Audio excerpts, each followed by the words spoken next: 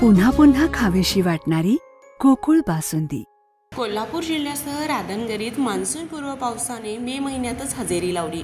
या पावसामुळे पावसाळा सुरू होण्यापूर्वीच राधानगरी धरणात 4 TMC पाणीसाठा झाला होता।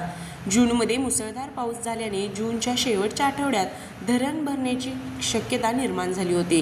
राधानगरी धरण भरत असताना संभाव्य पूरस्थिती टाळण्यासाठी जलसंपदा विभागाने तब्बल 9 TMC पाण्याचा विसर्ग केल्याने पूरस्थिती जाणवली नाही। यावर्षी धरणात 12.3 TMC पाण्याची पातळी झाली होती। राधानगरी धरणाच्या पाणलोट क्षेत्रात 2873 मिलीमीटर पाऊस झाला असून धरण 92% भरलंय। धरणात 9.36 TMC पाणीसाठा केला जातो।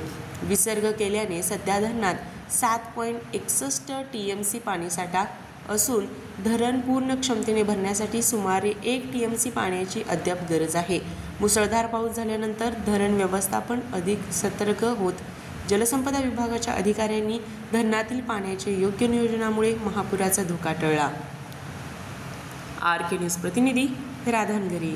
ताज्या बातम्यांसाठी RK न्यूजच्या YouTube चॅनेलला सबस्क्राइब करा आणि बेल आयकॉन प्रेस करा।